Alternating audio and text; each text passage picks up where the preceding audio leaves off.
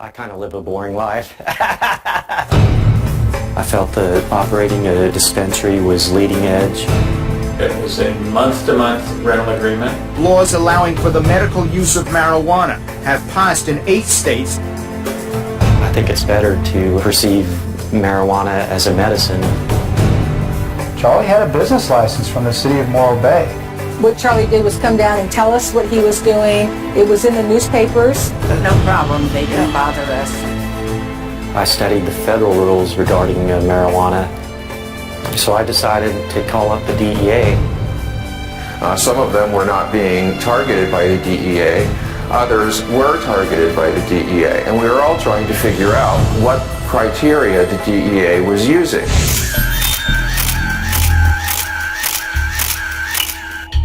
Now that I think back, I remember the van. They were videotaping our patients coming and going. 1 or 2 tries, if you can't do it, you know, there's real drug dealers out there. What kind of drug dealer gives receipts? 6 or 7 deputies, constant surveillance. As long as there's conflicting state and federal law, this is going to occur.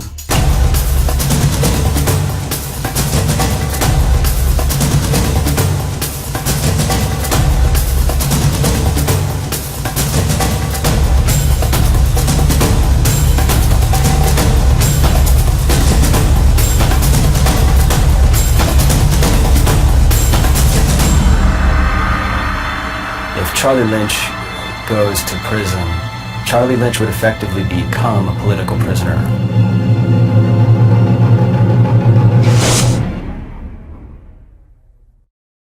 We've been trying to do this in different communities everywhere. You know, people have been doing this, trying to get cannabis out there in the forefront. But the more the merrier. The more people we can get out there, spreading the word, providing education and information about cannabis-related issues, the better we're going to be. Y'all hear that ghetto bird playing in the background, right? We're going to talk about the ghetto bird here in a few minutes. We're going to talk about the ghetto bird. But we're also going to talk, my second guest for the night is a just straight OG. And if you don't know who Charles Lynch is, and you're not familiar with Charles Lynch and what happened to him in Morro Bay, then tonight's gonna really open some eyeballs and some ear holes out there. We're gonna have fun talking with Charles. Now, obviously, the situation that he's been through, it's a situation I'm very familiar with, but I'm really looking forward because a lot of people have forgotten about Charles. A lot of people forgot what happened to him in 2006 and forget that today, 10 years later, a decade later, all right, literally over 3,000 days later, okay, 3,000 plus days later, Charles Lynch is still in a battle. And people have long since forgotten about him for the most part, but not Dr. Greenbeard. I'm making sure we don't forget. In fact, we're going to be talking to him, and that's going to take up the lion's share. I wanted to make sure I had as much space for Mr. Lynch this evening as possible. I've honestly been waiting to do this for a while. I had talked many times in the past with people about my inspirations and what led me to do what I did in Nevada, and I kind of met the same. I won't call it a demise because I like to believe that I'm just getting started. But we're going to go right now to Charles Lynch, who's nice enough to be joining us from New Mexico tonight. Charles, are you there, sir? Go ahead, talk for a second, Charles. Let's make sure we got a good, solid connection. Okay, yeah, just saying hello. Thanks for having me on the show. Awesome. All right, I hear you loud and clear. Now, Charles, I know you're out in New Mexico, but I want to use this opportunity because there's a lot of people that probably don't necessarily know. I have a few guests that are in the Central Coast area that are very familiar with you. But there's a lot of people that aren't familiar with you, and I want you to have this platform tonight to be able to share your story with people, and let's remind them, one, not only who you are and what you've done, but the battle that you're still fighting, because a lot of people don't understand that even though you came, I believe it was 2006 when you opened your location, is that right? Yeah, I opened in 2006. And you had the blessings of the Morro Bay Chamber of Commerce. I remember seeing the picture with them. They were actually at your ribbon cutting ceremony, were they not? Right, yeah, it was a Chamber of Commerce ribbon cutting ceremony. And now, the mayor and everybody in town was there. Now, when you and for the listeners at home, when he says that everybody was there, what we mean by that is everybody that you would encounter as far as opposition in establishing a business were there. Oh, no, not everybody was there. The like city officials, we had the mayor and a couple of a couple of the city council members were also there. Nobody was there to stop you that day is what I'm getting at.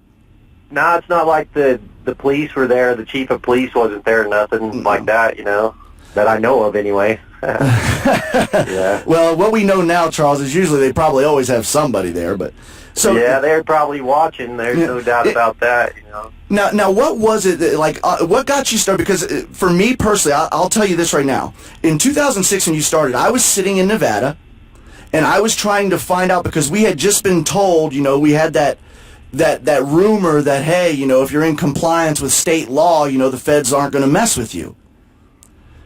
So it was, and then it was like, okay, somebody had hey, well, that's what everybody said in California, but look at what happened to Charles Lynch. And I was like, this is around 2007. This is 2008. And I said, well, who was Charles Lynch? And they were like, you need to research him. So that's when I found out about you. It was in late 2007, early 2008, I'm pretty sure is when that was. Right, yeah, I got raided in March 2007, I think. Yep, that's about right. Now, when you got raided, the fact that you got raided, it wasn't that authorities didn't try to undermine you before. I mean, you had dealt with the typical narcs and rats, people that were trying to get you to operate outside of the rules. Well, yeah, there were people occasionally coming in trying to, I don't have a rec, man, but can you sell me weed, please?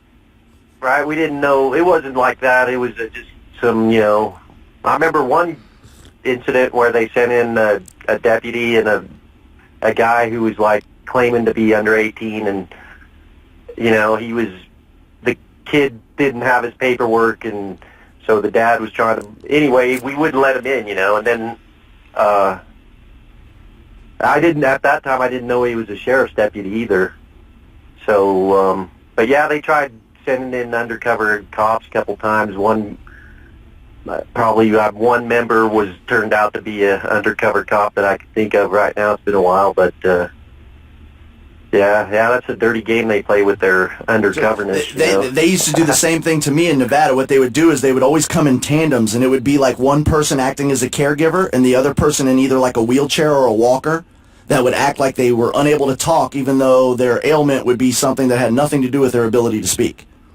Right. And then they would just get angry because they didn't have the paperwork, and they'd be like, oh, you're just not being compassionate. I've played the dirty games that they play. I know what it's like now. I remember here's what stood out to me about your situation at first. I remember following your case, and I remember reading an article about the judge, and I remember you were facing a mandatory minimum sentence, and I can't remember your judge's name 100%, but if I remember correctly, he said something to the effect of he just couldn't in good conscience. Wasn't there was something about your sentencing that I just remember was my mouth dropped because I couldn't believe it happened. Right, yeah, I got, during the trial, they arrested me and dragged me into federal court in chains and the orange suit and stuff, and then, of course, in federal court, you don't have a legal defense, really, Anytime you try to say the word cannabis or medical cannabis, you're pretty much denied. Right, the two words together, it's, medical marijuana, you couldn't even say it during the trial, and they would stop the trial and remind the jury there's no such thing as medical marijuana. And that's literally what they would say. They would literally say that. Jury, please, strike that from the record. Medical marijuana does not exist, or something like that. Right, yep. It baffled me. And then, so they'd do all that kind of stuff, and then of course I got convicted, and then I got convicted on the mandatory minimum. Actually, the one I got convicted on, they accused me of sending my employee to sell on the streets, to undercover cops, which of course I didn't do, and so anyway, that's one of the charge that had 5-year mandatory minimum, the conspiracy charge, which they nail a lot of people on, which are usually bogus charges and stuff, that are pretty far-fetched, but yeah, so anyway, I didn't send my employee to sell weed on the parking lot in San Luis Obispo, but anyway, I got convicted of it with a 5-year mandatory minimum, and then during the sentencing, the judge, he applied what they call the safety valve.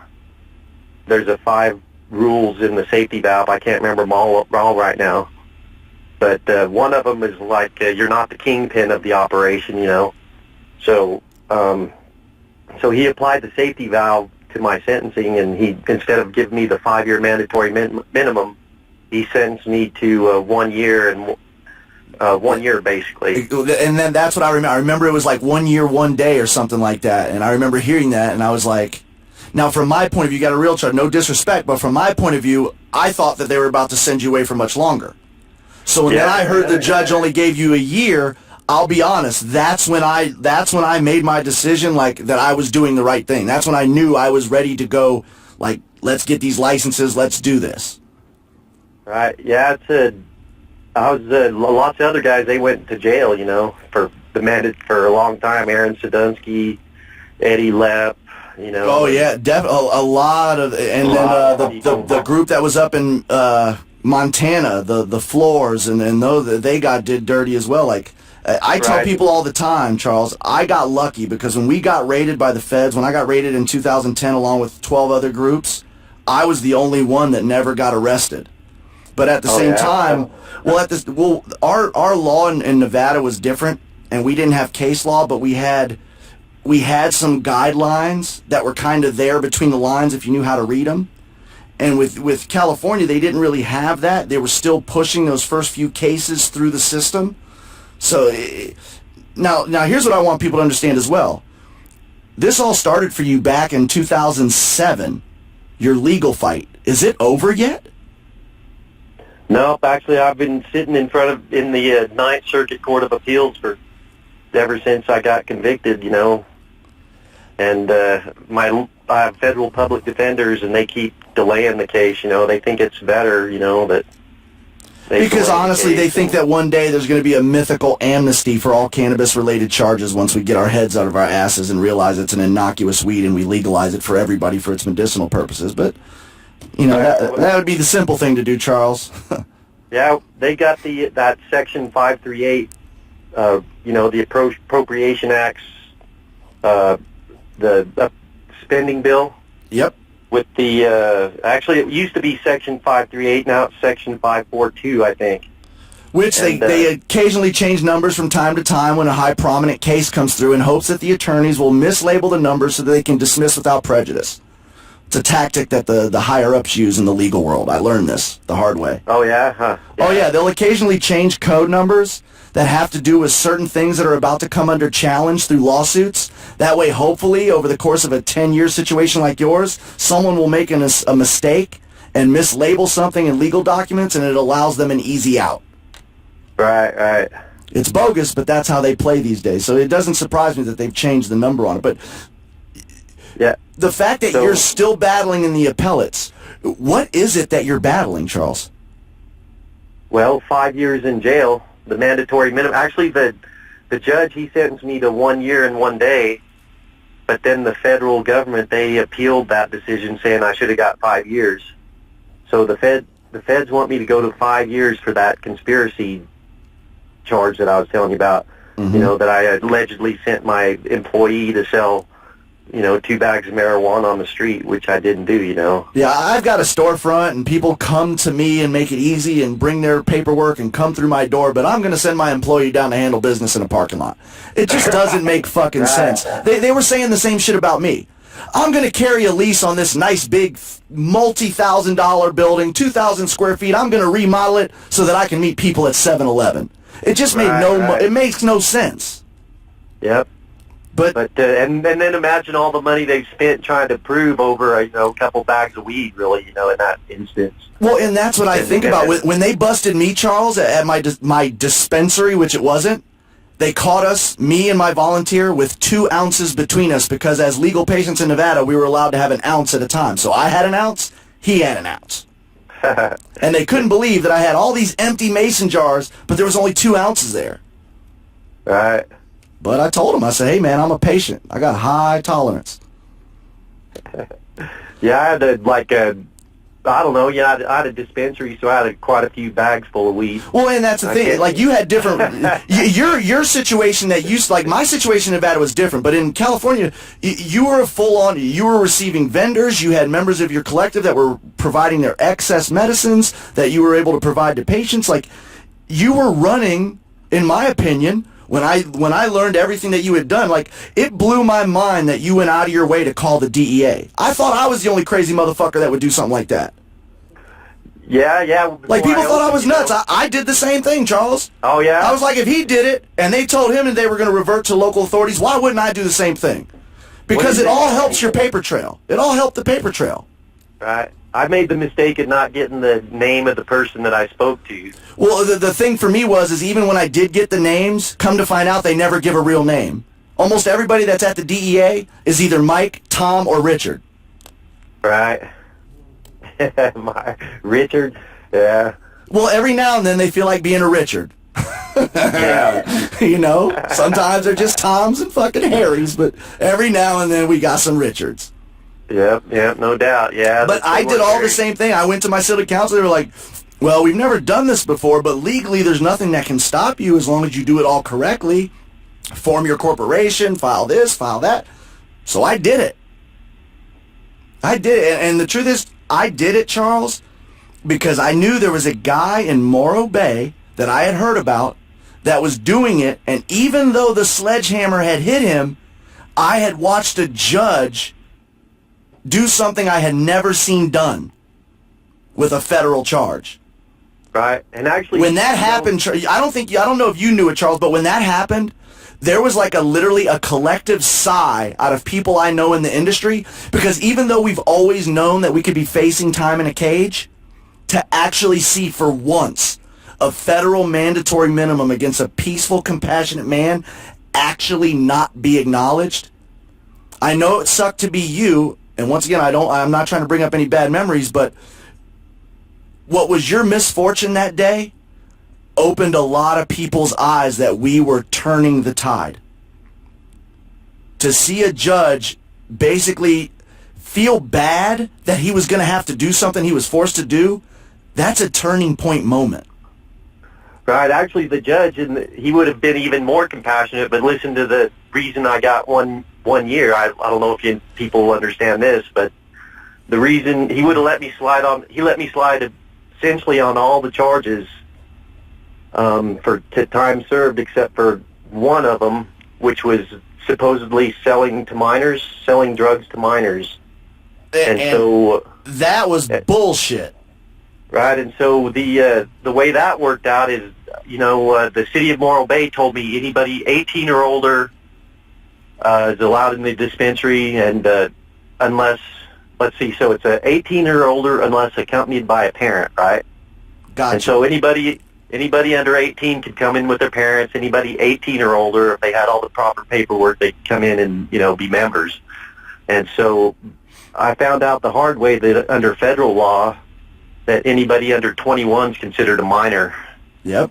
In a federal drug case, and so they convicted me of selling drug. And there's another misconception is that the person that I was accused of selling to was not the guy in the documentaries and stuff. Actually, the guy they accused me of selling to was one of my employees. What? And at the time he was 20 years old. And he's the person I got convicted of selling to. So it wasn't, see, I was under the impression that it was the person that you had helped that was the 16-year-old. Well, no, the way that worked out is he was on my side, that guy, his name was Owen Beck. Yes, Owen Beck. Right, and anyway, he had his leg amputated and stuff, and he was one of our members that came in with our parents. But the way he became a part of the story in a way is that Drew Carey did a story on him, and Gotcha. He showed that he was a member of the dispensary and stuff, and it kind of implied that he was the guy I was getting, you know. But he I was see. just I one- gotcha. He was just one of I had 200 patients under 21, 200 members, so they Wow. could have chosen any one of them. You Now, know? were of those 200 members that were under 21, were they also, like, how many of those would you guesstimate were under the age of 18 as well? Or were a lot of them between that 18 to 21 conundrum that the Fed creates? Yeah, most of them were that age. I think Owen Beck, he was the only one that came in with his parents that I can remember. And see that. So And a lot of people don't know that, so we need to reiterate that once again, Charles. People need to understand, the federal statute, anybody under the age of 21 is still a minor as it pertains to cannabis-related activities. Period. right in a federal drug case, yep, they can anybody under 21. So it doesn't matter if you're 18. 18, you still ain't shit, just like your parents said. Yeah, it doesn't matter either if you're like your business license, like they told me, it said there right there on my business license, you know, 18 or older unless accompanied by a parent. Shit didn't mean nothing in federal court, you know. And that's, now, this all started in 2007. We're now in 2016. You're still basically hanging out in the Ninth Circuit Court of Appeals. What are we waiting for them to decide? Because I don't think people understand that a case that starts back in 2006, I know there's something about your defense that's kind of interesting. It's kind of something that's never been in front of the courts. If all the research I've done, it looks to be something unique because, well, it's the first opportunity to actually do it, I think. Right, well, it gets complicated kind of, but my regular trial, you know, my regular defense was just that, you know, I didn't, you know, is all the stuff about the trial, right? Exactly. That was why I was before the Ninth Circuit, and then they made the Appropriations Act, spending bill, you know, Section 538, which stopped the feds from spending money. You're talking about the Rohrabacher-Farr Amendment. Right. That basically it took away the budgeting for the feds to pursue cases in states where people were following state law at the time. Right. So I just want to make sure the audience know that's when he's talking about 530. That's what he's talking about, the Rohrabacher-Farr that you'll hear in the media.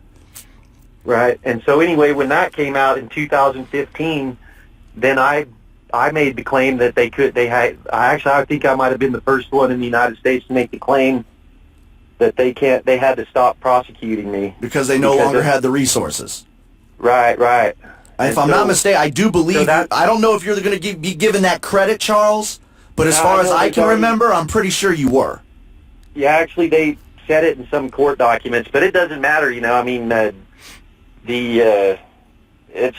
been other decisions made on that Section 538 now, you know, like here's two that I can think of. The feds, they dropped the case against Harborside, you know, the largest dispensary in the world. They were trying to take the property there from the owner. Which proves once again that the feds, to this day, still haven't been able to take a property in a cannabis-related only case. Actually, no, they have. They have taken property. They've taken property from the city of Hollywood. Well, no, but see, the city of Hollywood on some of that's a little different because there was some questionable. I know what you're referring to there, and I guess I would kind of agree with you, but it's, you know, man. I got to get them on the show too. Yeah, and then actually that's how they shut me down, is they threatened my landlord, you know. And they said, we'll take your property if you don't. Instead of calling me up and saying, you better shut your ass down, yep. You know, they call up and threaten my landlord, say, we'll take your building if you don't throw them out of there, you know. Well, no, and that's how it went down. For like, they did the same thing to me in Nevada, but when I went into an eviction court a few times, I beat them every time. Like, it's amazing how many things. Put it this way, it's amazing how many times I've been into a courtroom, Charles, without ever actually being accused of a crime. Like, I've literally been in the courtrooms over 20 times in my life without ever actually having been accused of a crime in my life. Wow, yeah. I've managed to stay out of the courts mostly, but I've been dragged through it here for the past 10 years, that's for sure. Now, here's... and let me finish up on the Section 538 thing. So anyway, Please. you had the harbor side. They dismissed the case against them, and then there's this girl named Lynette Montejon. Yep, I know exactly who you're talking about. And they were trying to prevent her from being a part of the industry, and so they dismissed the case against her. And the difference between them and me is that those were civil cases, and yours is a criminal. Mine's criminal, and now what's happened is that during all that time since the Section 538 was written and approved, my lawyers have been we made an emergency motion in the beginning that was denied, so they've just been delaying it ever since. And now what happened is in another case, McIntosh, USA versus McIntosh, I think, they came down with a decision, the Ninth Circuit did, in favor of McIntosh on the Section 538, which has set a legal precedent now. And then as long as either side doesn't appeal it, then it's going to kind of stick, that the Section 538, they're going to have to end these prosecutions. And then, so my case would qualify for one of those, actually So when you're talking about this USA versus McIntosh, just so the listeners at home can understand, once a case gets decided, for example, this one's obviously in favor of McIntosh that says they can't continue to prosecute. Once that case actually gets into the books, in other words, the appeals are over and it's written and we'll say figuratively set in stone. Once that happens, all of the other people facing the similar issue can point at that case and say that this is the precedent that I'm citing. So when you go into court next time, if that is indeed the case, your lawyers would argue, hey, in USA versus McIntosh, the court found that the federal government can no longer prosecute. So we cite that as our case of precedent to get dismissal right now. Just to give you a general idea for our audience at home what would happen in that. That's what Charles is trying to get across here. Right, and what they decided there is that in the McIntosh case is they send the Ninth Circuit ruled that they send it back to the original judge, and the original judge is going to decide if they were following state law. And then if they were following this state law, the judge can dismiss the case. But if they weren't dynamic. But if they weren't following state law, the judge can say no, they weren't, and then they can throw it back up, throw them back to the Ninth Circuit and continue the prosecution. Gotcha. So there's an escape clause here for me, But my federal public defender, actually, I have a federal public defender, and she's been on maternity leave for a year now. And I don't mean to laugh, but it's like, wow, I want to be a federal public defender so I could take a year of maternity leave. That'd be great. Yeah. They did give me another lawyer, but he's so busy, that he's just filling in until she gets back, and so she's going to be back here soon, and I don't know exactly. I can't tell what we're going to do. I got to keep a little bit of a... Got to play it a little close to the vest. I understand. Right. And that's another thing. I want to say, first off, I thank you for being able to join us. There's a lot of people that don't understand, there was every day, in my opinion, good people, compassionate-hearted people that did pretty much everything possible to try to do this quote-unquote the right way. And in my opinion, you were definitely one of those people. So to sit here and talk to you today, 2016, and hear that you're still wrapped up, for the people at home that don't understand why I discontinued what I was doing in Nevada, listen to what Mr. Lynch is talking about right now. Now, he's already tied up in the Ninth Circuit Court of Appeals. I hadn't even got there yet. And he's talking about he's been tied up there a decade now, almost a decade. And this is a criminal. So criminal actually, believe it or not, moves faster than civil, so to speak, but we know that's kind of a myth. Yeah, actually, that's the first right they get you to give up is your right to a speedy trial. Yep, they want you to get rid of that quick. And guess what? Yeah. Every defense attorney I have never in my life ever met a defense attorney that wants to have a speedy trial. I've never seen it. Now I've seen him lie in press conferences and say, "We'll go to trial tomorrow." But when I actually go to court and watch their legal maneuvering, almost 99.9999996% of the time, that they want to immediately waive the right to a speedy trial. Why? Because you get paid more the longer it goes. Right, it's part of their economy they create, by pulling people into it. Hence the reason you'll have like 9 court appearances before you ever even actually have your arraignment these days. Right. Yep, it's a terrible life, man. Now, let's be kind of frank here. Let's talk about your life right now. Let's talk about life post California, because I'm going to be honest with you, and I may get a little emotional here and there, but it drives me nuts when people that took steps to provide safe, respectable access to patients when there wasn't any at the time. It drives me crazy that these original pioneers have been thrown to the fucking woodpile. Like, I'm sorry, but when I think of Charles Lynch, I still see the smiling face from the documentary when you were going to and from your business. I could see it in your face. The perceived joy and happiness that you had providing that service to your patients. And here I am talking to you now. You're basically in New Mexico.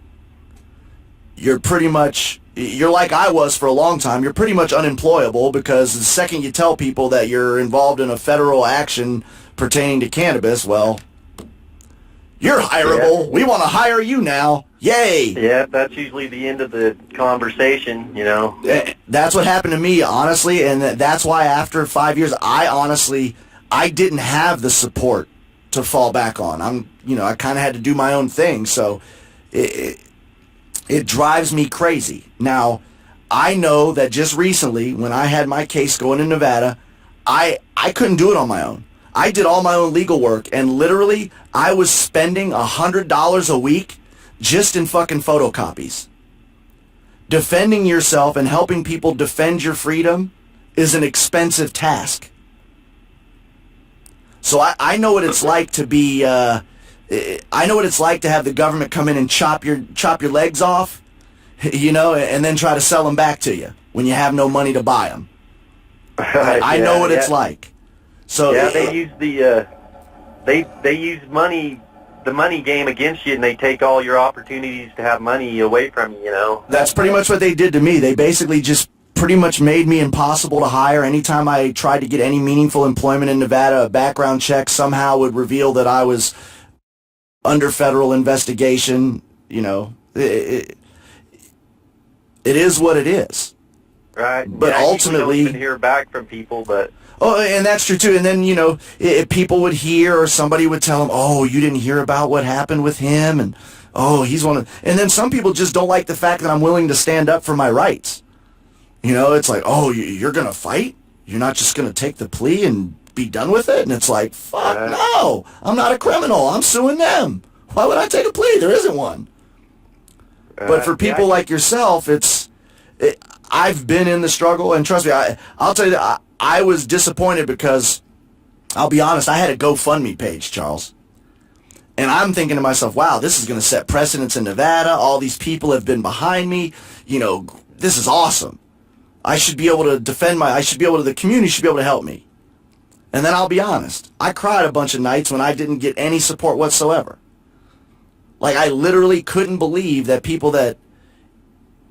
the same people that wouldn't hesitate to call me up and try to get me to break the rules to help them acquire cannabis couldn't help me in a time of need. Drives me absolutely nuts. That was part of another reason I left that area. Right. Yeah, see, when you're in trouble, things change for you, Well, and it's... Let me ask you this, Charles. Honestly, obviously, we're not trying to downplay the fact that you are facing serious. You're facing at least 5. You're facing 5 years potentially, if not more. Yeah, still 5 years, yeah. So this isn't a joke. We're talking about your freedom here, all right? Right. And yep. I can think to myself, I'm guessing there's probably hundreds of people that you helped. Yeah, we had a couple thousand members in the dispensary there. the only place in the local area. If I'm not mistaken, I think you were one of the only, I guess, licensed dispensaries within like a 150-mile radius of that area? Yeah, probably about like that. Yeah, from Morro Bay to Santa Barbara would have been the closest other dispensary. Man. They eventually destroyed that guy in Santa Barbara too, Josh. Can't remember his last name. Honestly, everybody that was involved in the industry that I can pretty much tell, for the most part, that if you had longevity, you pretty much got fucked with. Right. Like in other words, if you were doing it right and your ability to survive in the marketplace withstood the last decade, it seems like starting around 2011, 2012, they started trying to remove all of these, what we call OG players in the game, or started putting cases on them. I think that's part of the trying to wash them out of the way so that, the big money could come in. Just a theory, but it seems to make sense, because when I got raided, it was because the lobbying money that was about to come battle for the dispensaries that came down in 2012 needed to get all the mom and pop ragtag activists out of the way. Yeah, I always kind of wondered how come I was picked out of the bunch. They dragged me like 200 miles in chains from Morro Bay down to Los Angeles, and they passed dispensaries in Santa Barbara, and they passed dispensaries in Los Angeles, and shit, there's even dispensaries about 6 blocks down. That's why they did it. Prosecutor's house, because Morro Bay was smaller, and they couldn't do it in L.A. Right. The blowback would have been too much. It was real easy to run up there and snatch you in good old laid-back Morro Bay. Right, keep the economy going down for them. Actually, the DEA agent, it was her first case, Oh, so man. So she could earn her green wings, I guess. And it was a female, too? Fuck. Oh, shit. Man. Well, yeah. I really don't know who decided, Charles, but whoever it was, man, they sent a rookie and a female? Fuck, what did you do in a past life, Charles? The reason they did that is they needed to send her, an easy case that she could get a conviction on and earn her wings, And they knew there wouldn't be any guns or no danger, and so... That's the same thing with me. Like, that was another reason that a lot of people say that certain people were selected, is because they knew that it would be an easy, we'll scare the shit out of them, blow the grenades off, scare their pets, maybe point a gun or two at people, and then we'll show them. Right. Which is pretty much what happens. Now, when you were actually raided, obviously I remember my raid vividly. It's something that'll never go away. I wouldn't say necessarily that I'm at the level of PTSD, although many clinical people would still argue it. I would just say that I'm always prepared to speak about my experience. Is that something that you find that you're able to recall that day like it was yesterday? Yeah, I have a way of kind of blocking things out, but I can pull up the memories pretty quickly, I'm glad you said that, because I do the same thing. Like, I remember it all, but the truth is I block out certain parts of it because I just get fucking angry, Chuck. I get fucking angry. There, yeah. I said it. I know it. And I know it's the same for all of us. I'm guessing that there's always times where I even find myself just out of nowhere sometimes, just like, God, it's not a what was I thinking? It's what were they thinking? What were they thinking? I remember being in that courthouse, the jailhouse. It's not really a jailhouse, more like an office of cute window cells, where they decide whether they're going to release you or not, and never caused any problems, and I had money, and I had a house and car, and I had a job, and you weren't a flight risk, and they still didn't release me, And when they finally released me, they released me on a $400,000 bail, which is still. They reduced it to $200,000, so I'm still on a $200,000 bail right now, which is my family's property here that I'm living on. That's the collateral, the family's property. Right. Yeah. So that's pretty much where you're at until this all ends up. Now, yeah, or either that or until I get a job or something happens, Okay, so let's focus on that too. Let's start moving towards that, because one thing, what are your skill sets? In other words, before you got involved in the cannabis business, what were you doing? Actually, I was a software developer, fairly successful. I worked for a software company in San Luis Obispo, Veritas Software, and actually it was a public company, and I made good money on stock options, and I wrote the user interface portion of an application that shipped with Microsoft Windows. It was the backup program. Nice. And so I did all the Windows and all the buttons and all the coding of the Windows app, the top end they call it these days, of the application. And then I also worked for Xtree, doing Windows app programming there, also file management. What programming languages do you know?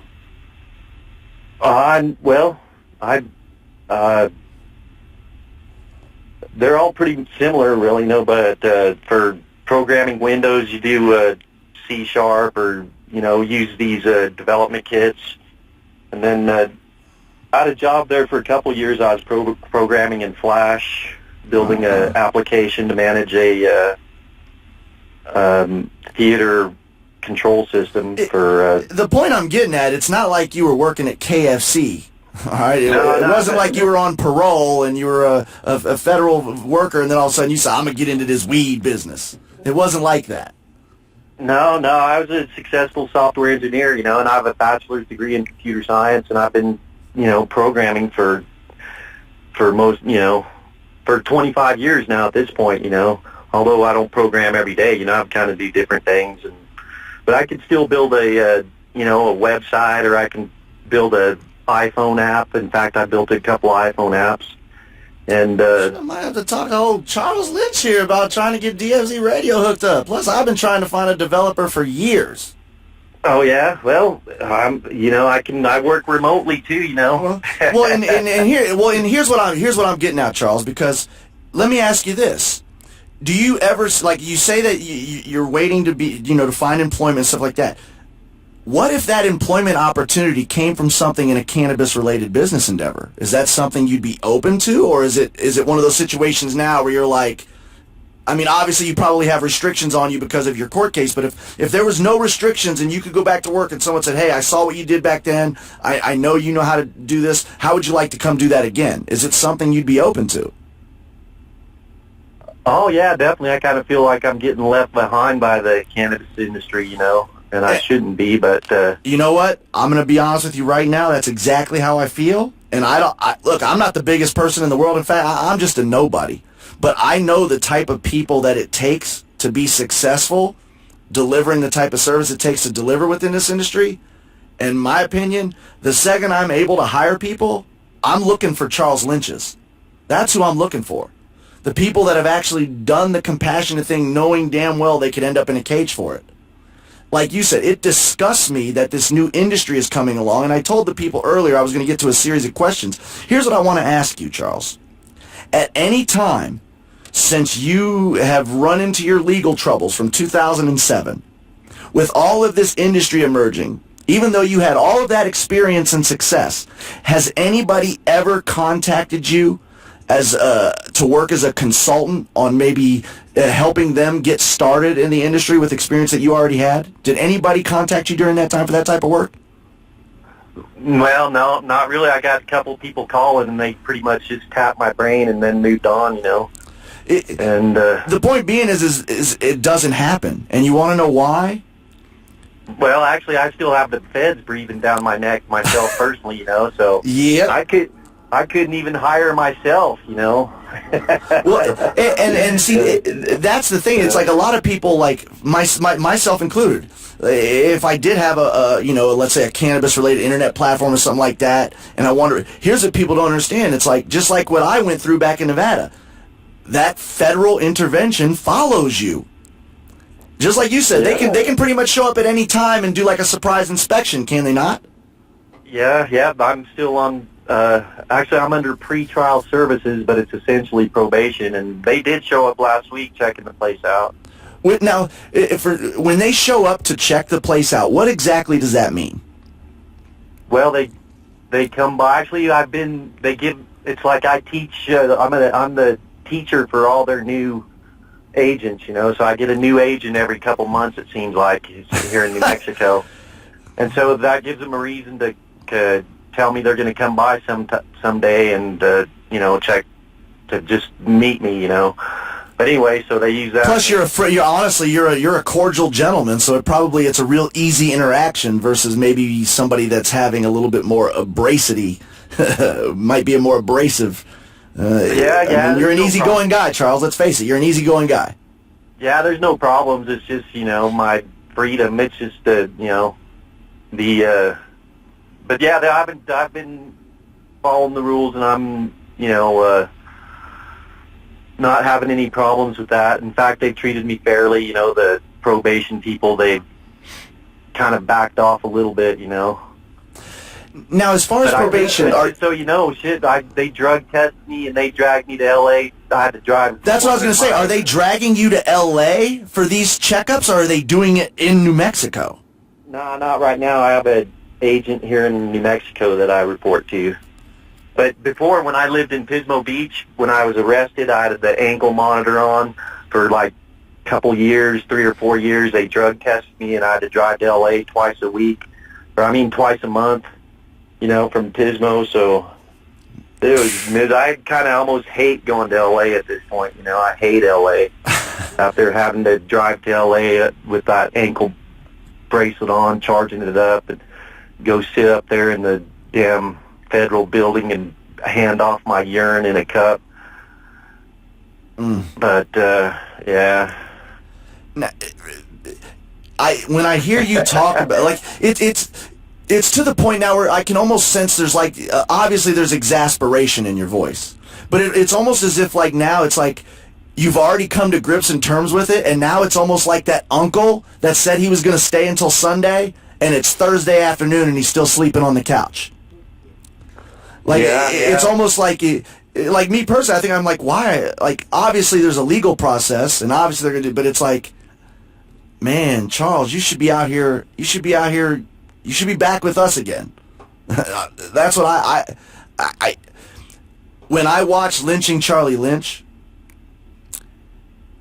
first off, if people that are listening at home aren't familiar with it, you can go to Netflix, you can go to YouTube, just type in Lynching Charlie Lynch, and there's a nice hour and 40-minute documentary that'll basically explain pretty much everything we've gone over so far.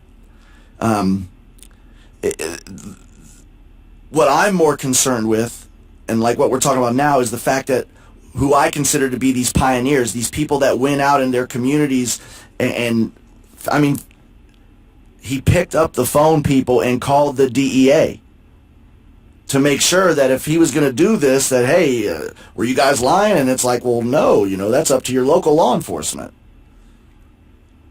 Right. When you hear local stuff, law enforcement, but the local cities and counties. Yeah, the cities and the local legislative bodies, whatever their decision is, and it's for where you were at. It was almost as if hey, come on in, this is great, let's do this. But then the second action got taken against you, it was as if somebody farted and it took up all of Morro Bay and nobody wanted to smell it. They were out of here. Who's Charlie Lynch? Who's that? Yeah, I did have a lot of support there. It's just been so long and so dragged out, that things kind of just get forgotten, and everybody moves on. But I had the support of the city, the city mayor and the city council, and they tried, and the city attorney, they had testified what they could. They did what they could for me during trial, but... the truth is, it really doesn't amount to much, because the second you get into federal court and you can't use the words medical marijuana, it's... Right, and they couldn't really talk about... All they could say in federal court was that I was a law-abiding citizen. That's all they could say, I've heard that a lot. It trips me out, because they'll say, you can't say medical marijuana, and then it's like, you can see the look on jurors' faces when you're referring to somebody as being in strict compliance with state law. They're not doing anything criminal, but yet you're in a federal courtroom on a criminal case.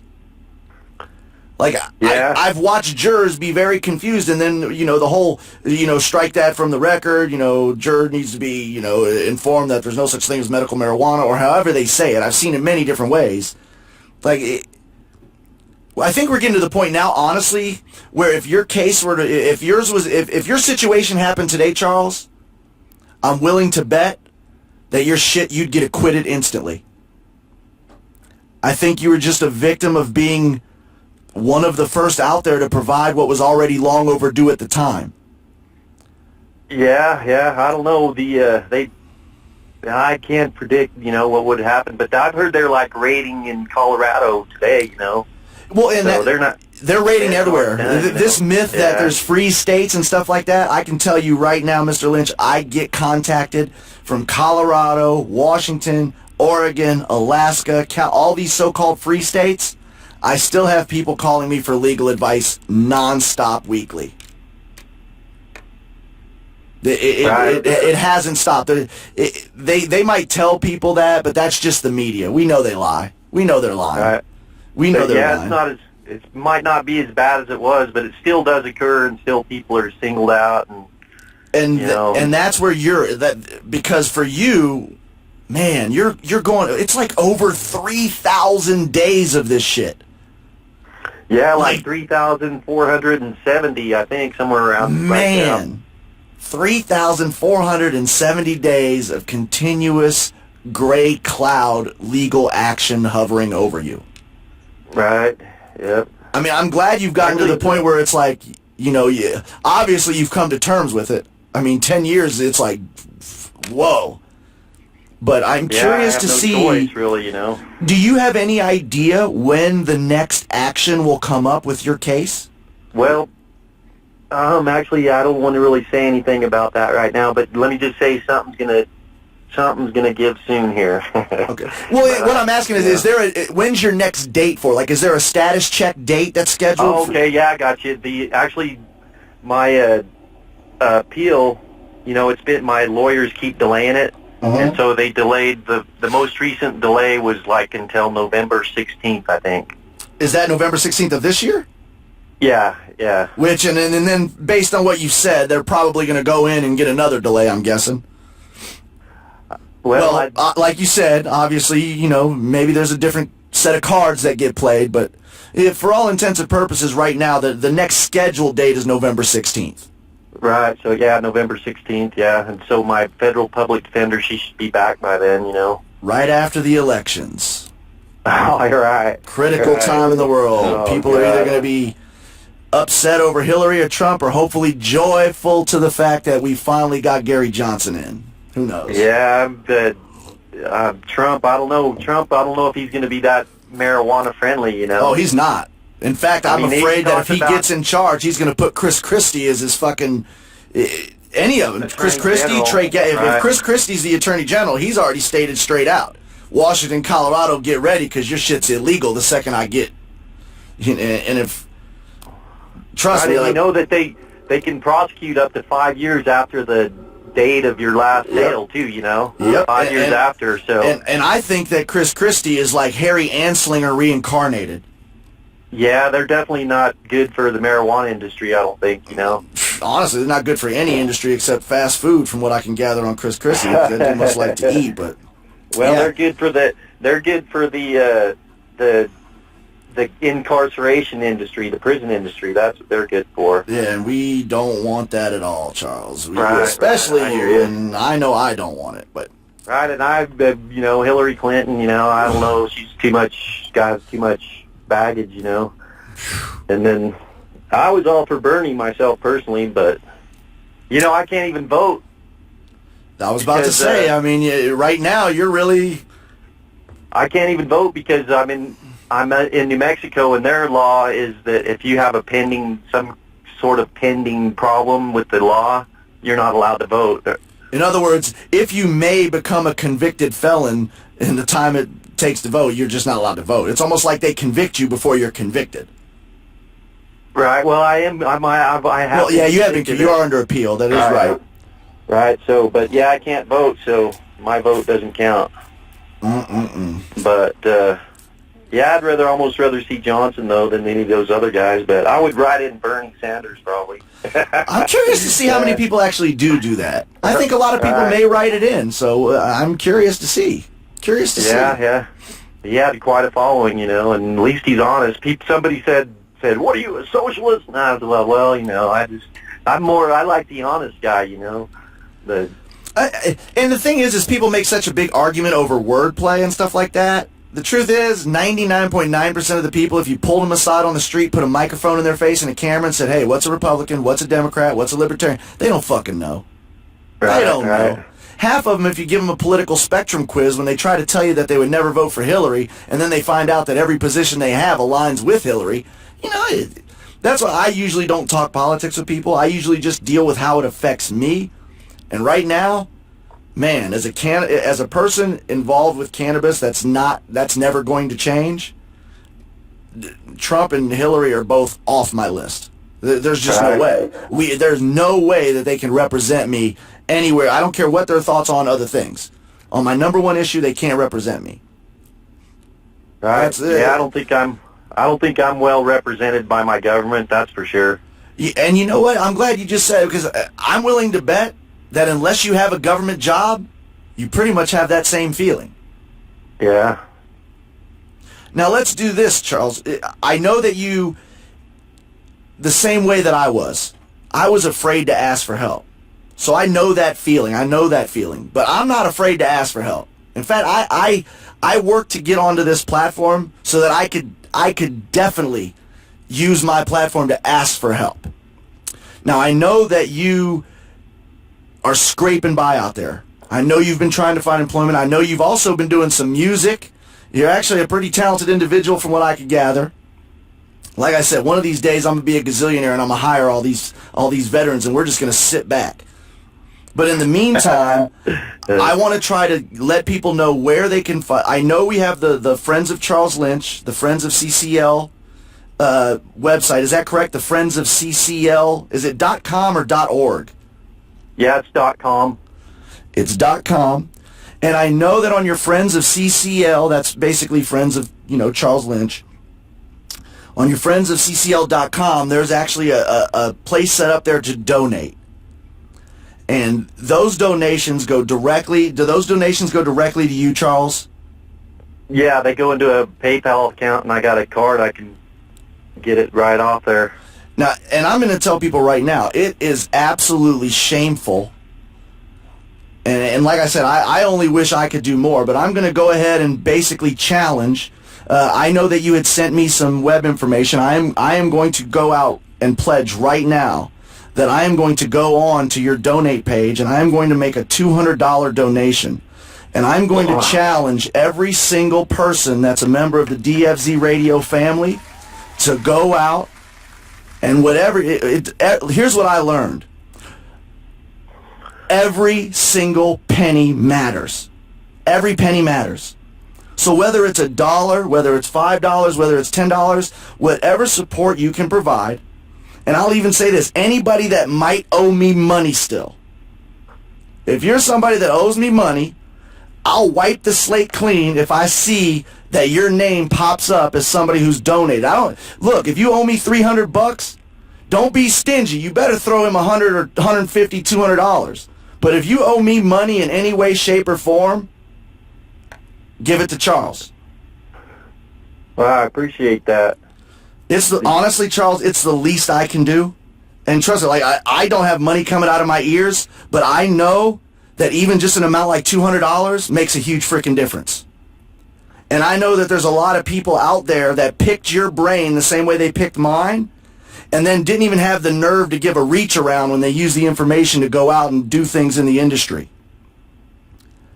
It drives me crazy because a lot of people pick my brain and are out there right now fucking things up for people. There's no other way to... don't you feel the same way? Don't you feel like there's people that picked your brain and then pretty much ignored you and then went out and did stuff that was almost unlawful to the point where it would look bad on you? Because that's what happened to me. Because people would say, oh, well, I went and talked to that guy and he told me he does this, this, and this. When the truth is yeah, I told you what I do, but you ain't doing that. Yeah, I was phone calls from people I didn't even know. I probably shouldn't have talked to them, but the other thing I got up on my website there, I do have I don't think my video the documentary Lynching Charlie Lynch. I don't think that's on Netflix anymore. I don't think. I actually found it. You're right. I found it on Amazon. Right. And now let me ask you this: when somebody orders a copy of that documentary, do you get any of the proceeds? No, not from Amazon. If you get it off my website at Friends of CCL, you can get if you get a copy there, then I'll get all the proceeds. All right, people. So find the Donate Me on the friendsofccl.com page, and at the same time, order a copy of Lynching Charlie Lynch. Especially if you're somebody out there that's like, am I going to get into the industry? What part do I want to play in the industry? How do I get into the industry? Get a copy of Lynching Charlie Lynch and make sure that you understand that will be one of the best due diligent purchases that you can make. Yeah, actually the film is by, the producer is Rick Ray, and he worked for Drew Carey when they did the Drew Carey thing with Owen Beck, and Rick Ray decided to make a documentary, and so he did the Lynching Charlie Lynch documentary. And one of Rick Ray's other accomplishments is that he made another documentary about the Dalai Lama, 10 Questions for the Dalai Lama. So in Ray's, to be right up there with the Dalai Lama on Rick Ray's documentary list is an honor. Well, and it's a well put together documentary. And like I said, I'm pledging $200, and I'm also going to purchase a copy of The Lynching of Charlie Lynch. Not that I haven't seen it before, but I'm still going to get another copy because, well, I'm going to show it to people that need to see it. All right. Well, thank you, Charles. Like I said, for me personally, you had asked me before, what prompted me to contact you. And I know it probably seemed like it was just kind of out of nowhere, but the truth is I've been following you for a decade. I don't go out of my way and try to bug people because I know they're busy, I know they have their own thoughts and stuff like that. But watching how you went through the process of starting your business in Morro Bay, the relationships that you had with the city council, the Chamber of Commerce, and just the overall professionalism and happiness that you showed in doing it, that's what allowed me to look at the situation and say, okay, even though the feds came in and stopped him, what he was doing isn't wrong. That was just how I felt about it. And then to see the legal action take place against you, and then, like I said, to watch the judge in a way give the benefit of the doubt as best he could, even though, like you said, that year that he still gave you was kind of almost like, how could he ignore the 5-year mandatory minimum but then cop out and still stick you with a year for that's what we didn't understand. That's what seemed weird. It was like, okay, so he's going to ignore this federal precedent, but he's going to give him a year for bogus? Well, no, because the reason for that is because you can't apply the safety valve to that charge. Exactly. Right. It makes you sick when you realize all these fucking rules to the game. Well, that one doesn't apply to this, but there's a chutes and ladders on that charge if they do this, and well, we'll do that. Right. Oh, you didn't know that. Yeah. Well, and only 10 years. No, and that's why people don't understand that something as I don't want to call your case simple, but to the outside world, what would seem like a simple, hey, everybody was cool with this. He was following, what he thought to be the correct way to do it. We shouldn't be having 10 years of resources put into basically what I'll call the ongoing war against Charlie Lynch. Like, you're right up there with Afghanistan, dude. Yeah, it definitely seems like, it's a simple thing, and they've turned it into a web of lies and deception, basically. And caught in the whole thing, the cannon fodder of this is a man who literally wants to be a contributing piece of society, but because of the bullshit he's going through, is being kept from doing that.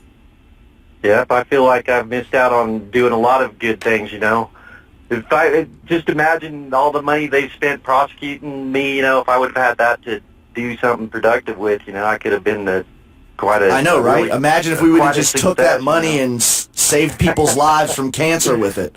And if they would have just left me alone, I'm sure I probably would have done pretty well too, But Charles, it drives me crazy that I find more and more role models, I'll say it that way, role models, that have literally been left behind. It's almost as if you're like damaged goods that people for some reason believe can provide no value, and I just want to make sure that you understand that the reason that I still follow, the reason I reached out to you, is because whether you believe it or not, your mere existence within the industry has provided more value to people than you'll probably ever know. Wow. So whether you understand that or not, I want you to know personally that James Parsons in Las Vegas, Nevada, wouldn't have taken the actions that he took from 2008 to 2015 if it wasn't for people like Charles Lynch. All right, yeah, with a chain reaction, I've followed people too, that inspired me, Eddie Lapp was one, he's a little bit out there kind of, but I drove up to his place one time. We all have to have a little bit of crazy to do anything in this industry. Period. Yep. It takes a little bit of... Not that I'm saying Eddie's crazy. I'm just saying that maybe in his reality, he didn't give as much weight to the normalcy of other people's feelings. That's pretty much what it is. Like, I think Eddie was a fucking great person. I can't believe people like Eddie and others, like, nobody deserves to be in a cage for a plant. Period. It's terrible. Yep.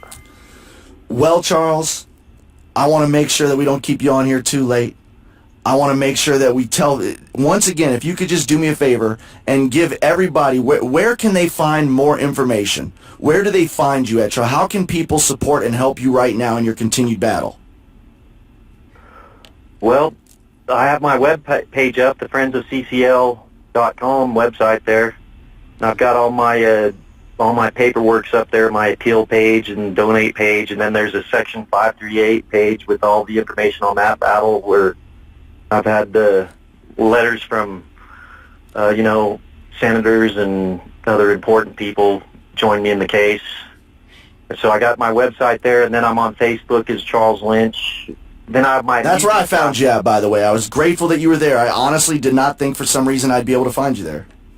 Oh, on Facebook? Yeah, I cleaned myself off there a couple times, but I leave a little bit every now and then, Gotta leave the trail of crumbs, just in case. Right.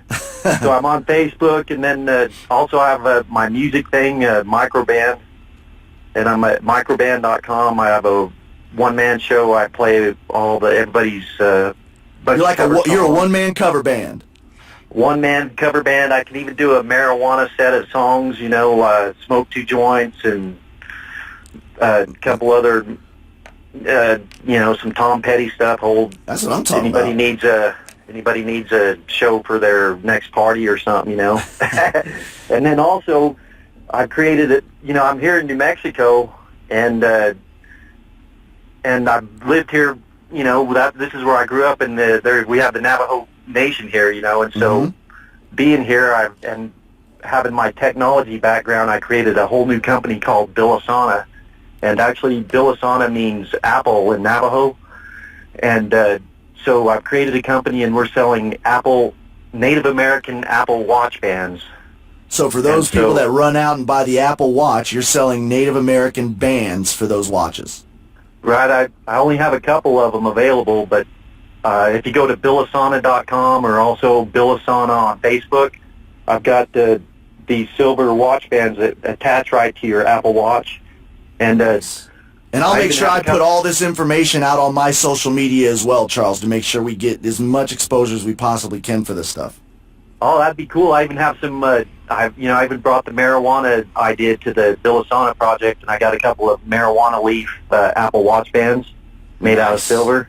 Nice. And so, yeah, that's where you'll find me, either working on Microband, the Billisana. I'll be in New Mexico working on my Friends of CCL website or hanging out on Facebook, basically. And I'll tell you right now, too, I have literally spent a lot of time picking brains of developers because of this cool little idea I have and stuff like that.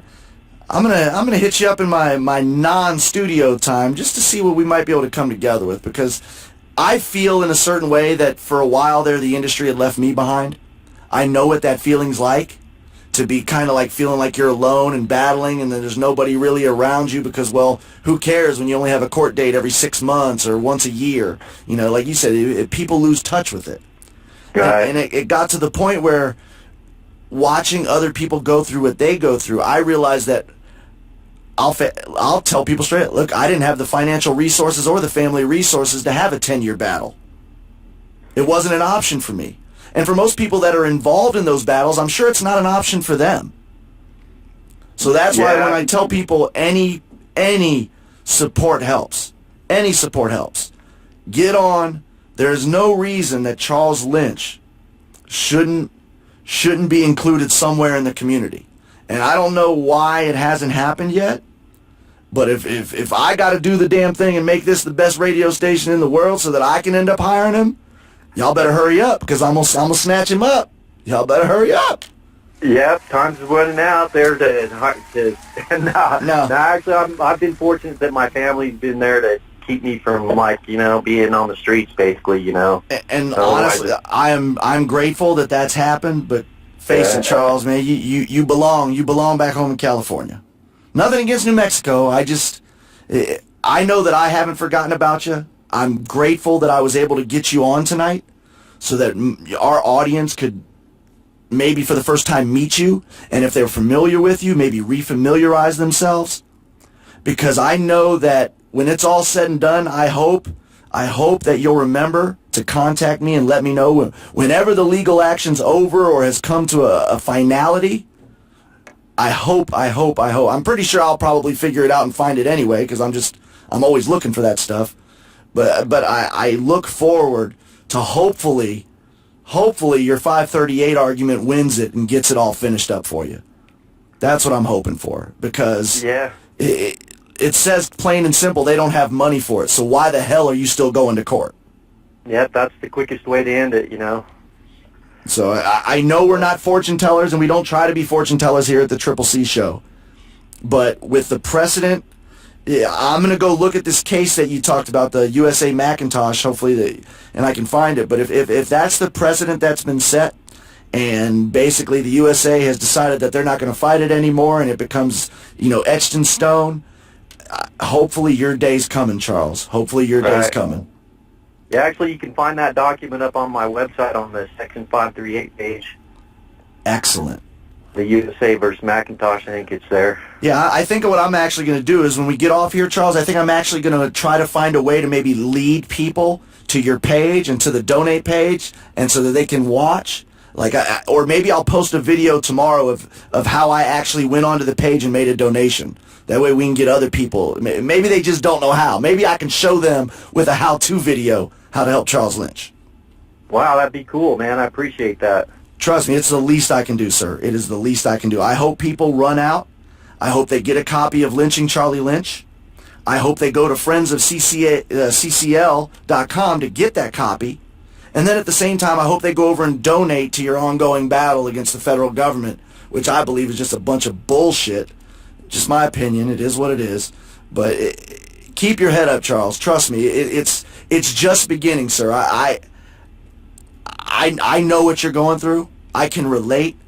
And all I can tell you is that once that federal cloud, once that goes, there's going to be a place at the table somewhere for you. Somebody is going to realize what you bring to the table. And hell, I hope it's me. I'm in a position to be that person. All right. Yeah, I appreciate that. Appreciate the support. People haven't forgot about you, Charles. Trust me. I have my Facebook going right now. You know, we got almost 100 comments going right now of people in support from all over talking about, you know, what they did to Charlie's wrong. There's all kinds of support out here for you, man. So don't think for a second that people have forgot you. All right. I appreciate that. But I hope, like I said, I hope whatever hand you're about to play, I hope it works out well. And like I said, hopefully the Ninth Circuit Court of Appeals get their act together. This will all go through with the USA versus Macintosh, and then hopefully we'll be able to have a day real soon where Charles Lynch will be able to tell people that he's no longer no longer battling the federal government. That's what I hope for. It would be that the federal government's not battling me. Oh yeah, no, exactly. Yeah, when the federal government said, yeah, you never wanted to battle them. You're right. You didn't want nothing to do with that. You were trying to just be law-abiding. And you know what? And you're absolutely right. They are. They are. Yep. Just talking to you, I just don't think there's a bad bone in your body. Have you ever hit anybody in your life, Charles? Well, I had to fight and defend myself, Yeah, well, I'd defend myself. Of course, I'm not trying to make you sound like you wouldn't defend yourself. Of course, you're a man, you defend yourself, right. But you just don't strike me as the type of person that's going to go around just knocking people out.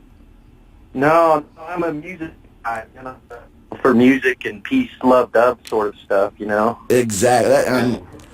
Fuck the DEA. I'll just say that. Yeah. Fuck them. Yeah.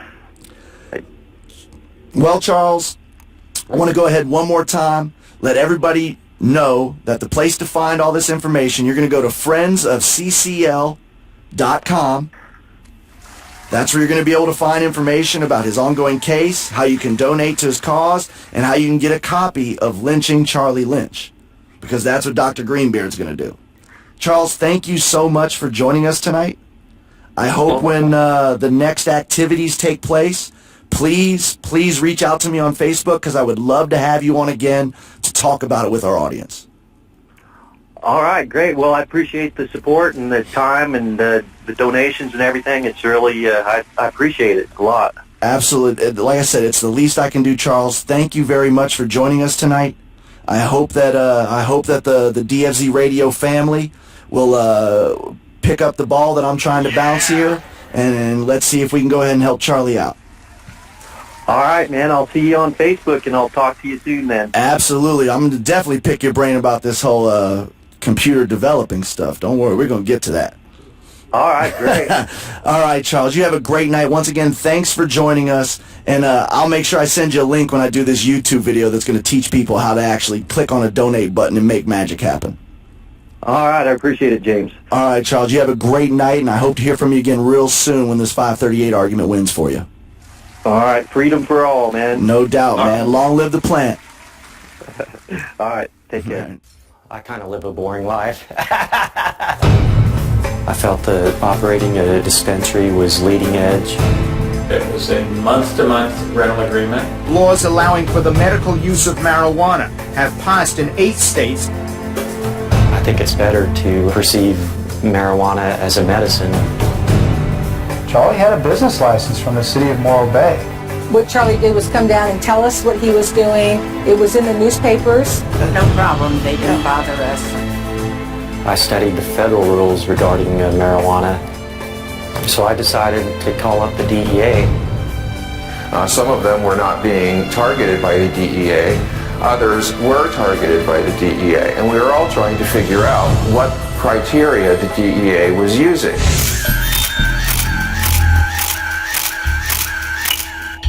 Now that I think back, I remember the van. They were videotaping our patients coming and going.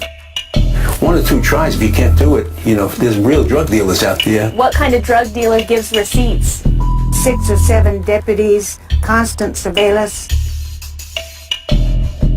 As long as there's conflicting state and federal law, this is going to occur.